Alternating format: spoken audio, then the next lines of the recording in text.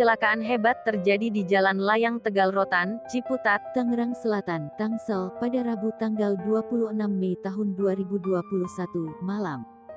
Pria dan wanita yang diduga sepasang kekasih mengendarai sepeda motor terjun ke tol Jakarta Serpong.